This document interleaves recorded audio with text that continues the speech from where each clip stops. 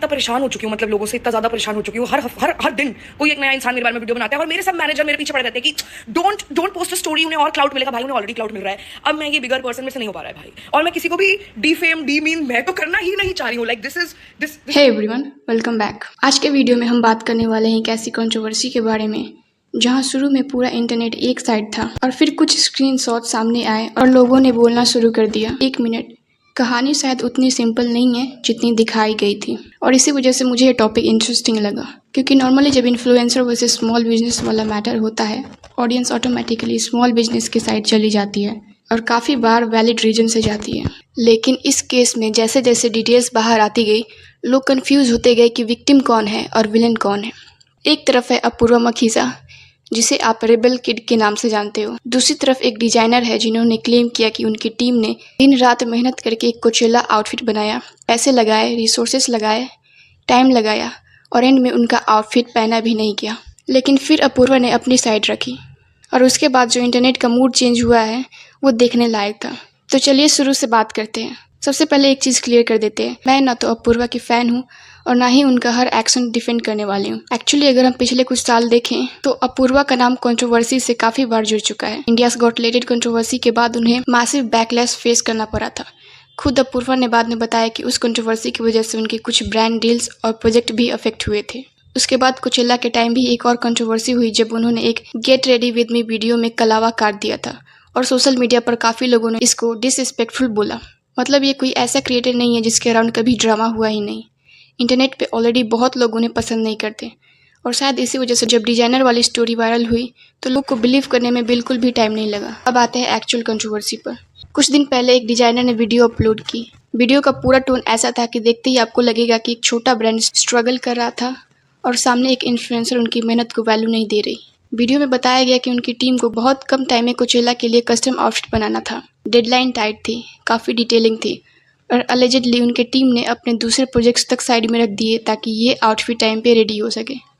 अब naturally audience emotional हो गई, क्योंकि स्मॉल बिजनेस ओनर्स के लिए ये सिचुएशन रिलेटेबल लगती है। आप मेहनत करो, क्लाइंट के लिए एक्स्ट्रा एफर्ट डालो और फिर एंड में क्लाइंट प्रोडक्ट यूज़ ही ना करे, किसी को भी बुरा लगेगा। और एग्जैक्टली वही हुआ। कमेंट्स में लोग अपूर्वा को एरोगेंट बोलने लगे, एंटाइटल बोलने लगे, अनग्रेटफुल बोलने लगे। कुछ लोग तो बिना दूसरी साइड सुने सीधा जजमेंट भी पास कर चुके थे। लेकिन फिर एक प्रॉब्लम आ गई। इंटरनेट ने स्टोरी का सिर्फ एक साइड सुना था और जब भी सिर्फ एक साइड सुनोगे तो ऑब्वियस है पिक्चर इनकम्प्लीट होगी। अपूर्वा ने जब रिस्पॉन्स दिया तब कुछ डिटेल सामने आए जो इनिशियल वीडियो में नहीं थी और वहीं से पूरा नैरेटिव हिलना शुरू हुआ। सबसे पहला सवाल जो लोगों ने पूछा, अगर किसी ने आउटफिट रिजेक्ट किया है तो उसने रिजेक्ट क्यों किया? बस मूड चेंज हो गया था या एक्चुअल प्रोडक्ट में इशू था? क्योंकि ये दोनों चीज़ें कम्प्लीटली अलग है। एक केस में इन्फ्लुएंसर गलत लग सकता है, दूसरे केस में डिज़ाइनर। अपूर्वा का कहना था कि उन्होंने रेफरेंस इमेजेस शेयर की थी।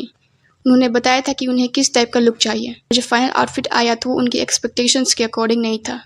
अब यहाँ एक इंटरेस्टिंग चीज़ है, फैशन इंडस्ट्री में इंस्पिरेशन और फाइनल एग्जीक्यूशन के बीच डिफरेंस होना नॉर्मल है। कोई भी डिजाइनर एग्जैक्ट कॉपी नहीं बना सकता और बनाना भी नहीं चाहिए, लेकिन साथ ही क्लाइंट का भी राइट होता है कि अगर फाइनल रिजल्ट पसंद नहीं आया तो वो मना कर सके।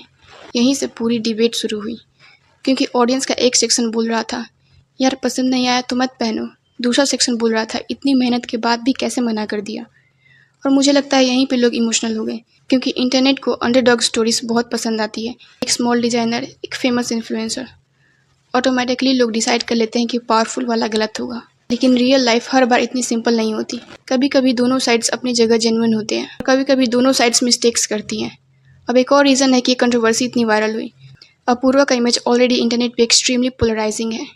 कुछ लोग उन्हें जेन्युइनली एंटरटेनिंग मानते हैं और कुछ लोग उनके नाम से ही इरिटेट हो जाते हैं। आप रेडिट डिस्कशंस देख लो, इंस्टाग्राम कमेंट्स देख लो या एक्स पे रिएक्शंस देख लो, हर कंट्रोवर्सी में एक ग्रुप ऐसा मिल जाएगा जो बिना कॉन्टेक्स्ट के भी उनके अगेंस्ट खड़ा मिलता है।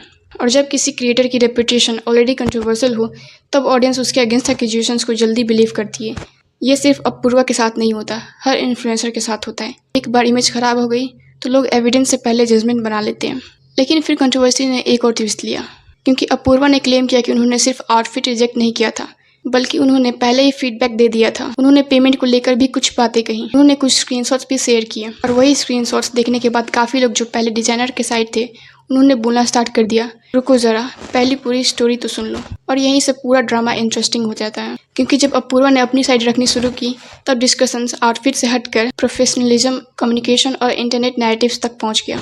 और मुझे लगता है कि इसी पॉइंट पे ऑडियंस डिवाइड हो गई थी, क्योंकि अगर आप सिर्फ डिजाइनर के वीडियो देखोगे तो लगेगा कि एक स्मॉल बिजनेस को नुकसान हुआ, लेकिन अगर आप सिर्फ अपूर्वा का रिस्पॉन्स देखोगे तो लगेगा कि उन्हें अननेसेसरीली विलेन बना दिया गया।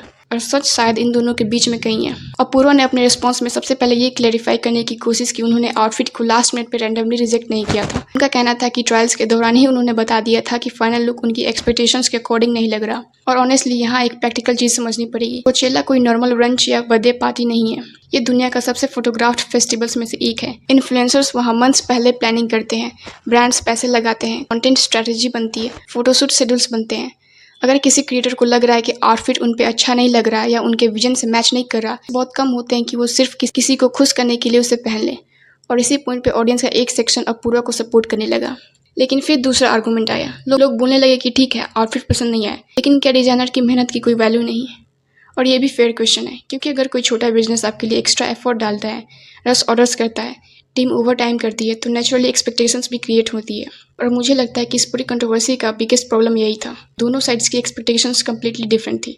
डिजाइनर को लग रहा था कि उनका आउटफिट को चला जाएगा, अपूर्वा को लग रहा था कि फाइनल प्रोडक्ट सेटिस्फैक्टरी नहीं है। दोनों एक्सपेक्टेशंस कोलाइड हुई, तब कंट्रोवर्सी क्रिएट हो गई। अब आते हैं उस पॉइंट पर जिसने इंटरनेट का मूड सबसे ज़्यादा चेंज किया, पेमेंट। क्योंकि जब इनिशियल वीडियो वायरल हुई थी, बहुत लोगों का इंप्रेशंस मिला था कि डिजाइनर को फाइनेंशियल लॉस हो गया है, और नेचुरली ऑडियंस की सिंपैथी डिजाइनर के साथ चली गई। लेकिन अपूर्वा ने क्लेम किया कि उन्होंने फैब्रिक और रिलेटेड कॉस्ट के पैसे ऑलरेडी दे दिए थे। अब अगर ये क्लेम सही है तो डिस्कशन का एंगल काफ़ी चेंज हो जाता है, क्योंकि फिर सिचुएशन ये नहीं रह जाती कि किसने फ्री में काम करवा लिया। फिर सिचुएशन बन जाती है कि कस्टमर ने प्रोडक्ट रिजेक्ट किया, और कस्टमर प्रोडक्ट रिजेक्ट कर सकता है, चाहे वो इन्फ्लुएंसर हो या नॉर्मल पर्सन। लेकिन फिर भी लोगों का कहना था कि इशू सिर्फ पैसे का नहीं था, इशू एक्सपेक्टेशंस का था, इशू एक्सपोजर का था, इशू उस अपॉर्चुनिटी का था जो डिज़ाइनर को लग रहा था कि मिलने वाली है। और मुझे लगता है कि ये पॉइंट भी इंपॉर्टेंट है, क्योंकि इन्फ्लुएंसर कोलैबोरेशंस में बहुत बार एक्चुअल वैल्यू प्रोडक्ट की कॉस्ट से नहीं, एक्सपोजर से आती है। अगर किसी क्रिएटर के मिलियंस फॉलोअर हैं और वो आपका आउटफिट पहन लेते हैं, तो उसकी मार्केटिंग वैल्यू कई बार प्रोडक्ट की कॉस्ट से भी ज़्यादा होती है।